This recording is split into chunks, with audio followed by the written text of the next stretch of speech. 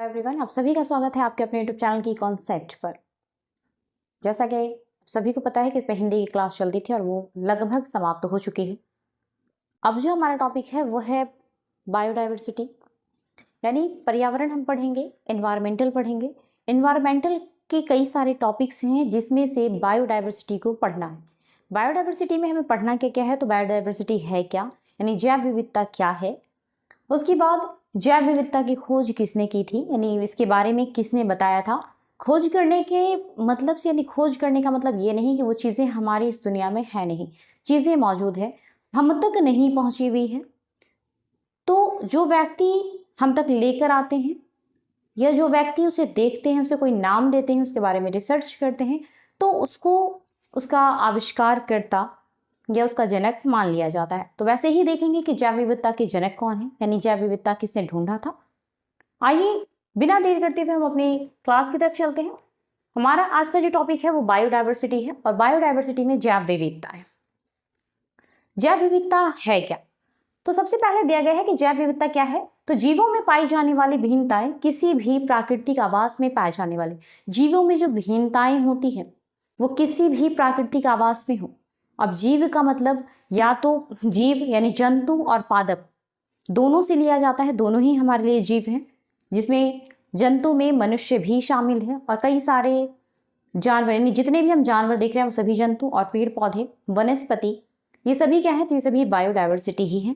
तो इनमें जो भिन्नताएं होती है, वनस्पति और जंतु में जो भिन्नताएं होती है, यही बायोडाइवर्सिटी है, यही जैव विविधता है। आइए इसे पूरी तरीके से देखते हैं।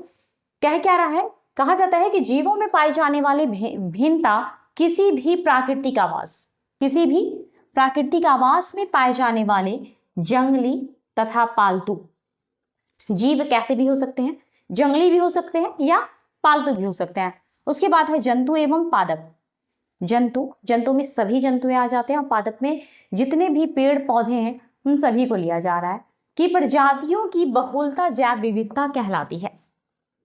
मतलब जैव विविधता साफ है कि जैव विविधता क्या है, तो जंतु कैसे भी हो, प्राकृतिक आवास में जितने भी जंतु पाए जाते हैं, चाहे वो पालतू हो या जंगली हो, उसके साथ साथ मनुष्य जो है, पेड़ पौधे, ये सभी क्या कहलाएंगे, इनमें जो भिन्नताएं पाई जाती है, इनमें जो भिन्नताएं हैं वही क्या कहलाएगी, जैव विविधता कहलाएगी।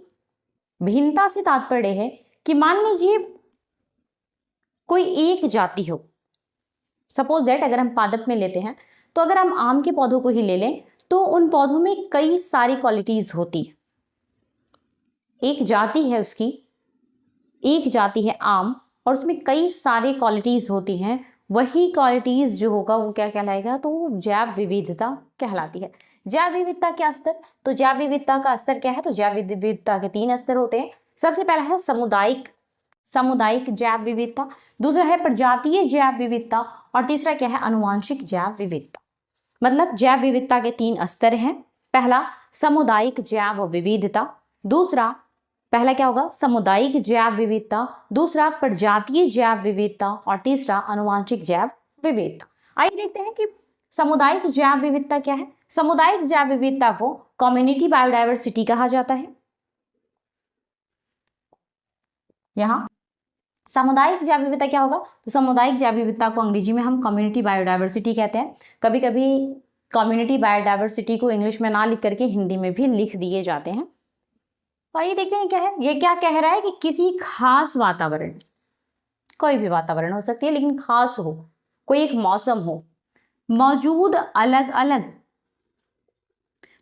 अलग अलग तरह के पौधों और जानवरों की विविधता, साथ ही उनकी आपस में होने वाली अंतर क्रियाएं सामुदायिक जैव विविधता होती है। कोई भी वातावरण होगा, कोई खास वातावरण होगा, और उस वातावरण में जो मौजूद होते हैं अलग अलग तरह के जंतु या पौधे, जानवर या पौधे जो पाए जाते हैं अलग अलग वातावरणों में, और उनके बीच जो अंतर क्रियाएं होती है, यही क्या कहलाएगा, तो सामुदायिक बायोडाइवर्सिटी, यानी सामुदायिक जैव विविधता, कम्युनिटी बायोडाइवर्सिटी कहलाती है। दूसरा हमारे पास प्रजातीय जैव विविधता। प्रजातीय जैव विविधता क्या है, तो प्रजातीय जैव विविधता होगा किसी खास जगह पर होने वाली होने वाली प्रजातियों की संख्या और उसमें मौजूद विविधता प्रजातीय जैव विविधता कहलाती है। यानी प्रजातीय जैव विविधता क्या है?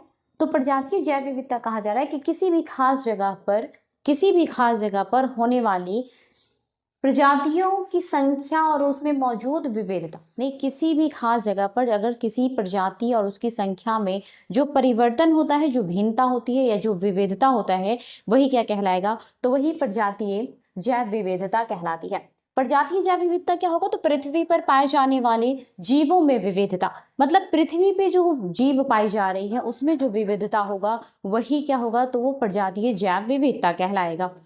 साथ यहाँ स्पष्ट लिखा हुआ है कि पृथ्वी पर पाए जाने वाले जीवों में विविधता ही क्या कहलाएगी? तो पृथ्वी पर पाए जाने वाले जीवों में विविधता ही प्रजातीय जैव विविधता कहलाती है।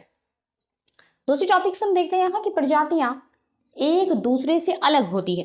यहाँ बात क्या हो रहा है कि जितने भी प्रजातियां हैं वो एक दूसरे से बिल्कुल अलग होती है। क्या? तो पृथ्वी पर पाए जाने वाले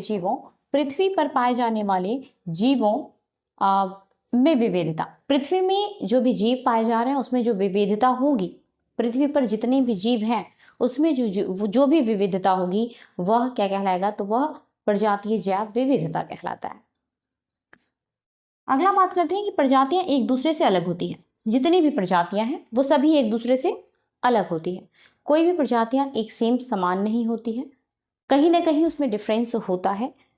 कुछ प्रजातियों में उनकी जीन्स समान होते हैं, अगर उसमें 1% भी या 0.1% के बराबर भी अगर भिन्नता होती है तो वह अलग प्रजाति के कहलाएंगे। उनसे जो संतानें उत्पन्न होगी वो अलग तरीके के होंगे, मतलब सेम नहीं हो सकता। तो साफ यहाँ कह रहा है कि प्रजातियां एक दूसरे से अलग होती है तथा अलग अलग प्रजातियां, कहा जा रहा है कि प्रजातियां एक दूसरे से अलग होती है लेकिन अलग अलग जो प्रजातियां हैं वह रिप्रोडक्शन नहीं कर सकती।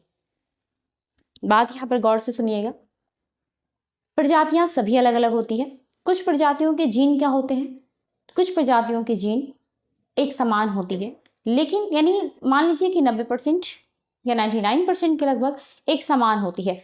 अगर उसमें थोड़ी सी भी भिन्नता होगी तो वह आपस में रिप्रोडक्शन नहीं करेंगे, प्रजनन नहीं करेंगे, और ना ही प्रजनन होगा तो वैसे जीव उत्पन्न नहीं हो सकते हैं। अगला है आनुवांशिक जैव विविधता। एक ही प्रजाति के भिन्न जीवों के जीनों में होने वाले परिवर्तन को आनुवांशिक जैव विविधता कहते हैं। एक ही प्रजाति, हम किसी भी प्रजाति को ले सकते हैं, एक ही प्रजाति होगी। मान लेते हैं कि अगर हम किसी कुत्ते की प्रजाति को लेते हैं तो अलग अलग तरीके के आ रहे हैं। जंगली अलग होते हैं, पालतू अलग होते हैं, स्पेनिश अलग होते हैं, मतलब अलग अलग तरीके के हैं। तो अलग अलग जो डॉग्स हैं उनकी जो आनुवांशिकता है उनमें कहीं ना कहीं थोड़ी सी भिन्नता पाई जाती है, और उस भिन्नता में जो परिवर्तन है, यानी उसमें जो परिवर्तन, उनके जीन में जो परिवर्तन है वही क्या कहलाएगा? आनुवांशिक जैव विविधता कहलाती है। कोई भी प्रजाति हो, कोई भी प्रजाति एक जैसी प्रजाति हो, यानी एक ही प्रजाति हो, और उसके जीन में जो परिवर्तन होगा, उनके जीन में जो परिवर्तन होगा वही क्या कहलाएगा? तो वो कहलाएगा आनुवांशिक जैव विविधता। आनुवांशिक जैव विविधता के कारण ही भिन्न भिन्न नस्लें देखने को मिलती है। आनुवांशिक जैव विविधता ही एक ऐसी जैव विविधता है जिसके कारण अलग अलग तरीका की नस्लें देखने को मिलती है, अलग अलग तरीके की जंतुएं देखने को मिलती है, और आनुवांशिक जैव विविधता ही है जिसके कारण जंतु, या हम कह सकते हैं कि प्रजातियां विलुप्त नहीं हो रही है। जो विलुप्त होने से बचाने का काम करती है वो कौन है? तो आनुवांशिक जैव विविधता ही। आनुवांशिक जैव विविधता के कारण ही प्रजातियां विलुप्त होने से बचाई जा सकती है।